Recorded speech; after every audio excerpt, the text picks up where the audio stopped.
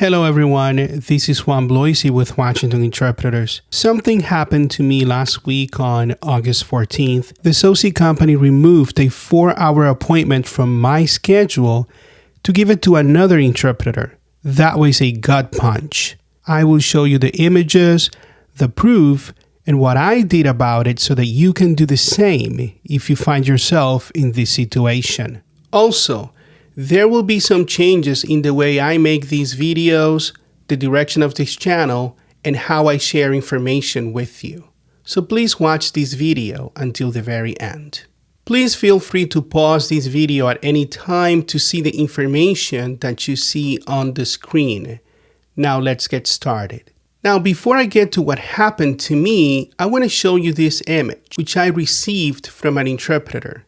This particular interpreter says that there's been a glitch on the app pretty much every day on his schedule. He says that the SOSi company has been assigning appointments to him that he never accepted. Adding to the issue, though, this interpreter says that sometimes these appointments appear to be completed on his schedule and that he has to call SOSi so they can remove them from his schedule. The same thing, though, has also been happening to me, and I can't help but wonder why this is happening. Could it be that the SOSi company has done such a poor job of covering these appointments that they have a very low fill rate now, and then decided to create appointments out of thin air, assigning them to interpreters to show data to L&I and be able to say that they have been covering these appointments? I don't know, but this is very weird. Now, let's talk about what happened to me a few days ago, just last week. What you see here is a job request for August 14th. This is a 4-hour appointment from 2 to 6 p.m. at an Auburn location. I accepted this appointment using the On The Spot app, so I started driving to the appointment location right away. But on my way to the appointment, I received this email from WordBridge support. As you can see here, I was removed from this interpretive assignment without any explanation for no reason whatsoever. And that happened to me at 12:39 p.m. on that day, just a few minutes after accepting the appointment. I want you to see the title or subject of this email. It says you were removed from assignment number 38955. I want you to remember this number because it will come up after this. Also, this was a work rehab appointment, so I decided to call the facility, Olympic Sports and Spine. I asked him if the appointment was canceled for any reason, but an employee told me that the appointment was still scheduled and asked me if I was the interpreter assigned to the appointment. I said yes, of course, explaining how I was removed from the appointment for no apparent reason. And then she proceeded to read to me the name of the interpreter on her screen to see if it was my name. Guess what? It wasn't my name. Another interpreter was assigned to the appointment that I had accepted first and was removed from. So I left the clinic, but I kept investigating until I could get the WordBridge work order for this appointment as you see on the screen. You can read all of the details, but if you go to the bottom, you can see the appointment I accepted but then was removed from. Going to the right, you can see the assigned interpreter, but it is not my name or my email address. Now, I'm not revealing the name of this interpreter for now, but this clearly shows that an appointment was removed from my schedule and assigned to another interpreter. So, did this interpreter call SOSi with the job number and ask to be assigned to the appointment I had accepted first? Understandably, I was down and extremely upset for hours, but this is what I did. The same day at 4:33 p.m., as you see in this image, I emailed L&I representatives, forwarding the email that I received from SOSi notifying me I was removed from the assignment. I asked for an explanation because I was removed from this appointment and somebody else was assigned to it instead of me. I clicked and accepted the appointment first, okay? I also attached the WordBridge work form to the email so that they could take a look at it. I also emailed SOSi the same day at 4:41 p.m. asking for an explanation as to why I was removed from this assignment, as you see on the screen. And I also called SOSi at 5:16 p.m. asking to speak with somebody who could immediately help me with this problem. The SOSi representative assigned me a ticket number instead, and as you can see at the bottom of the email, he accurately described how I was removed from my assignment and another interpreter was chosen. He was able to see it on the system. Now, the morning after August 15th, I received an email from SOSi attempting to explain what happened to me. The SOSi representative said that another interpreter and I claimed or clicked on this appointment at the same time, but the other interpreter was just a moment quicker and serviced the encounter. I proceeded to explain that's not accurate because I accepted the appointment first and was removed from it while I was driving on my way to the appointment. Besides, how could I be removed from an appointment that another interpreter had accepted first, right?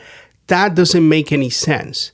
I was removed from it because, as the SOSi representative confirmed the day before, I had accepted the appointment first. I also forwarded my response to SOSi and L&I representatives, as you can see at the bottom of this image. I don't believe this is just SOSi representatives who are unaware of how the system works. This has been happening for a while now. Interpreters call SOSi and ask to be assigned to specific jobs. These SOSi employees should have been trained to handle these situations a long time ago. Do you remember how we got wind of L&I Chapter a month ago? She's another interpreter who called SOSi requesting to be assigned as a preferred interpreter to a specific job number. Remember that, right? In that video, I also showed you how L&I Chapter is a WFSE leader and a member of the WFSE Public Service Policy Committee. You know, I am really tired of this situation. So many interpreters keep calling me, telling me this is happening to them. And what do I tell them? Well, if this is happening to you, you need to report it to L&I.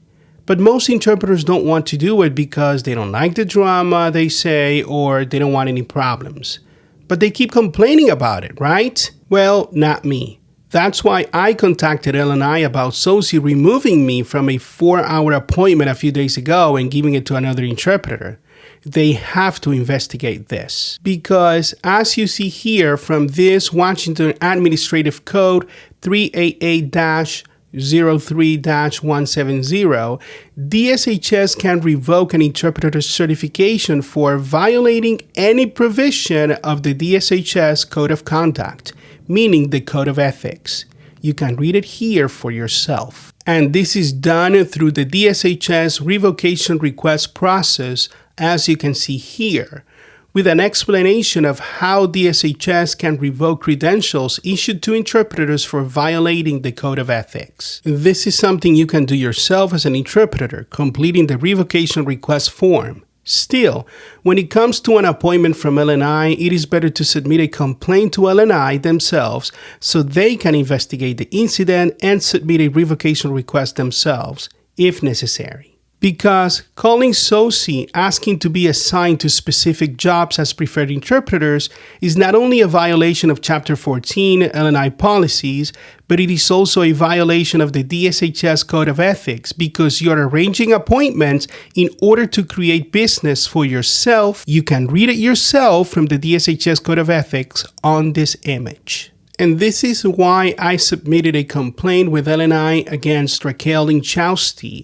the WFSE leader who called SOSi to request to be assigned to a specific appointment as a preferred interpreter. That's right, I just did that. I'm asking L&I to investigate this incident and to follow the procedure by submitting this case to DSHS so they can follow their internal procedure. I also attached all of the evidence from Raquel's incident for L&I's records. By the way, I'm not very comfortable doing this. This is the first time I am submitting a complaint against another interpreter, but enough is enough. Especially when a leader from the union supposed to represent interpreters is stealing jobs from workers and harming the profession. I'm showing you this because if you feel you need to submit a complaint against anybody, you can do it the same way I just did. You can either do it anonymously or revealing your name, but I am not hiding from anyone. Now, I know how seriously DSHS considers the Code of Ethics, but as you can see in this image, several WFSE leaders have been part of the decertification request committee at DSHS for years, so they get to determine who gets decertified. Do you see how crazy this is? These are the actual members of the advisory committee for DSHS. As you can see here, you have Quan Tran, the Interpreters United Local 1671 president, and also Milena Calderari-Waldron, who you should know by now because she's been featured in many of my videos. You can also see a couple of other WFSE Local 1671 leaders. You know, I'm actually interested to see what's going to happen in this situation.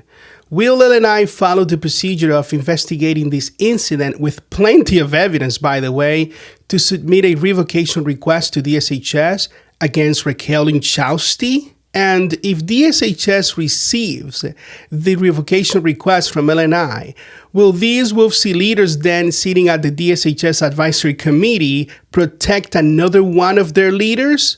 Or will they do the right thing and discipline Raquel Inchausti for violating the Code of Ethics, the same way they have done to many other interpreters without giving it a second thought? I guess we're about to see what's going to happen with that situation. Now, in closing, I told you there was going to be some changes to the way I share these images, the direction of this channel, and how I share information here. And several interpreters have been contacting me, asking me to please not to share any more images of WFSE leaders. And, you know, it's nothing personal. I just wanted you to see who these people are. But if this is making you uncomfortable, that's fine. I'm not going to stop exposing WFSE or their leaders.